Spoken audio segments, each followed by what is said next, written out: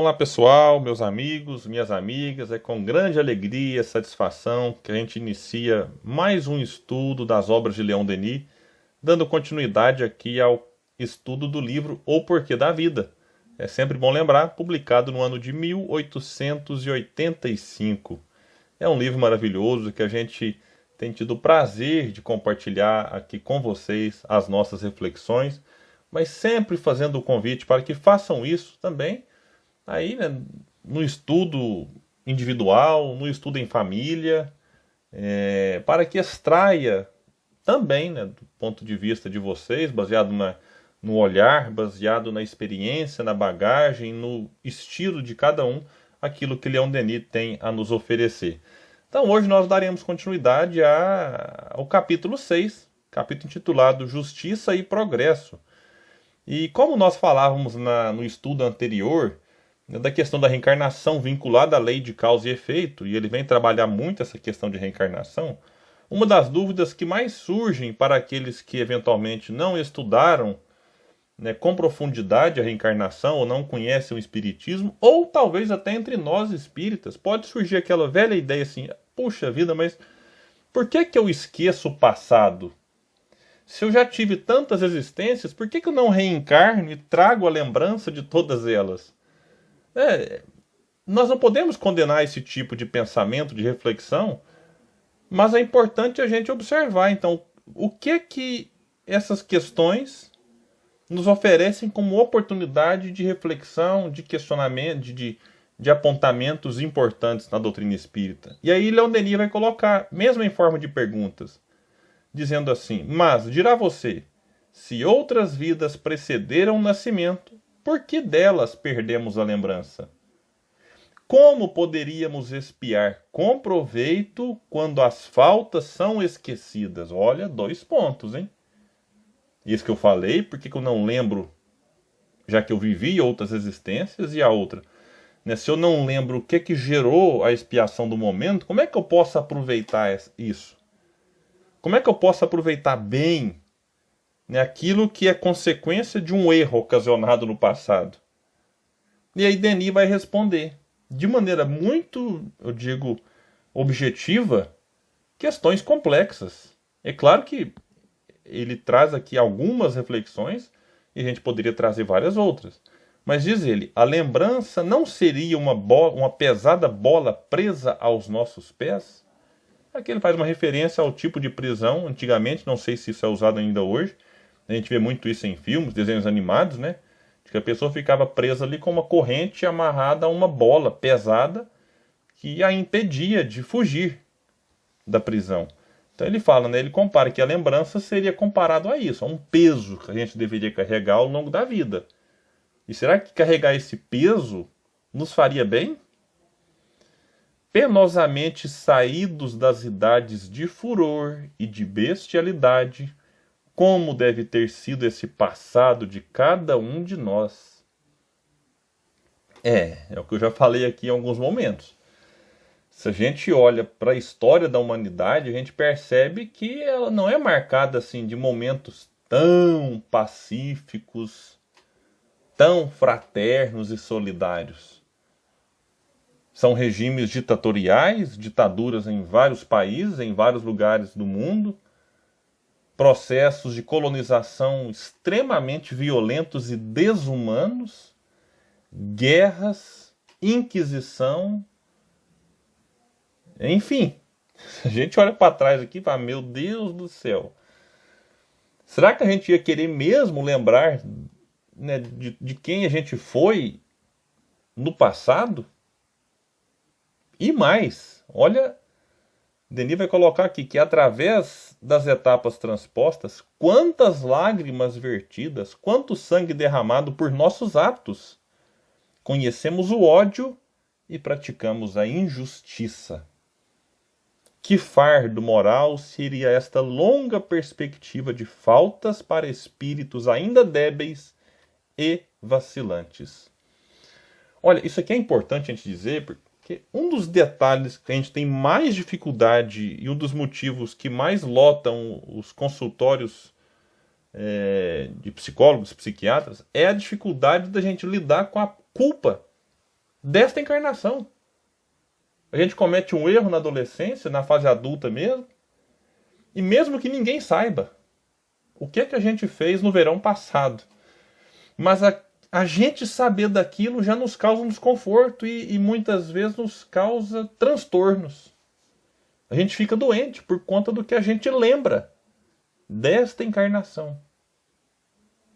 Aquele perdão que não foi que não foi dado, aquele perdão que não foi solicitado, aquele conflito familiar que não foi resolvido, de repente uma pessoa desencarna e a gente se vê agora mal por aquilo, traz remorso, um certo arrependimento.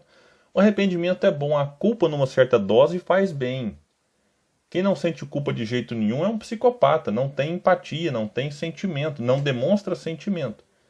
Então a culpa por si só não é um problema, o problema é ficar preso nela.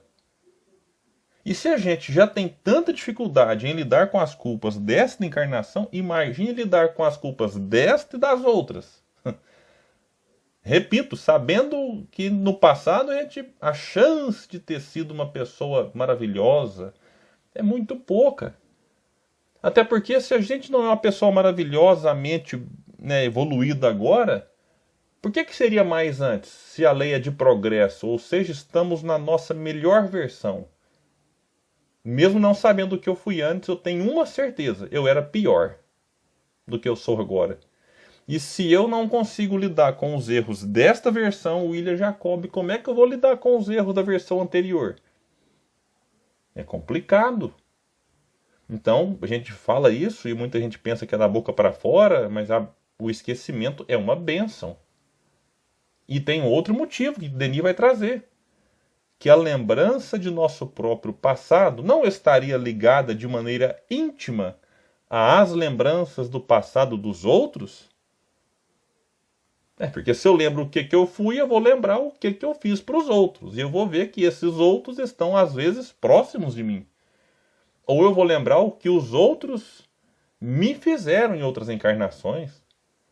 Violências, assassinatos, traições, estupros, abandonos, negações, enfim, incompreensão, prejuízos materiais, prejuízos financeiros. Que situação para o culpado, vai dizer Leon Denis, marcado pelo ferro em brasa, por toda a eternidade. Pela mesma razão, os ódios e os erros se perpetuariam, cavando divisões profundas, indeléveis, no seio desta humanidade já tão dilacerada. Basta ver hoje, meus amigos, a dificuldade que alguém que já cometeu um crime, que já foi preso, que já pagou pelo crime cometido, a dificuldade que essa pessoa tem de encontrar emprego. Porque às vezes a pessoa que vai dar o emprego olha ali, eu não estou aqui dizendo se isso é certo ou errado, mas ela olha o passado da pessoa, o passado criminal, e vê lá, opa, ixi, esse aqui tem um problema no passado aqui, eu não confio nele para essa função, então eu nego o emprego. Então, o que fica registrado nas nossas fichas por aí já dificultam a relação aqui. Imagine você saber a ficha corrida da pessoa ao longo das últimas encarnações. Olha, ficaria difícil a convivência. Convivência que já não é boa sabendo o que os outros fizeram, porque hoje também rede social acaba expondo muito as nossas opiniões, a nossa vida, os nossos erros, os nossos acertos. Às vezes a pessoa olha assim e fala, ih, nossa, mas o fulano fez isso aqui, não merece mais a minha confiança. Hoje vivemos a era do cancelamento, vou cancelá-lo. Por conta, às vezes, de uma opinião política. E aí a pessoa é cancelada por isso. Imagina se eu soubesse o que o outro fez na outra encarnação, em quem que ele já votou, a que governo ele já serviu, a que regime ele já atendeu. Então, como é que ficaria a minha relação com ele? Sabendo de tudo que ele fez. E ele sabendo o que eu fiz. Denis vai usar um termo aqui, marcado pelo ferro em brasa. Também uma referência aqui à prática que se fazia na época da escravidão, né, em que marcava ali os escravos com ferro em brasa. Como se marca ainda gado. Então olha para você ver a brutalidade do passado. As pessoas ficavam marcadas, eram posses. Aí, opa, você é meu, você está marcado com a minha marca. Já pensou se todos nós carregássemos as marcas do passado expostas? em que o outro olhasse para nós e visse aquilo que a gente carrega. Então Denis vai dizer: Deus fez bem apagando de nossos fracos cérebros a lembrança de um passado terrível. Após haver sorvido a beberagem do esquecimento, renascemos para uma nova vida. Deus apagou dos cérebros. Ele vai explicar aqui, nós deixaremos isso para o outro estudo. Não apagou de nosso ser. O que a gente fez continua registrado. Mas o cérebro traz então, até por ser uma matéria, né, muito grosseira, ele não é capaz de registrar aquilo que foi vivenciado e registrado no espírito, ou no perispírito, como preferem alguns. Então, como é que o cérebro, que vamos dizer assim, de uma matéria muito diferente do perispírito, vai registrar e trazer com perfeição isso, né, ao longo da encarnação? A gente vai ver aqui mais para frente que essa lembrança é possível. Em alguns momentos, sim. Crianças às vezes se recordam mais, ali estão num processo diferente, em que traz uma lembrança mais nítida do passado. Pode ser que ao longo dessa encarnação o nosso perispírito meio que se desloque um pouco do corpo, quase que num processo mediúnico, e ele então tem acesso a um arquivo que não está no cérebro. É bom dizer isso.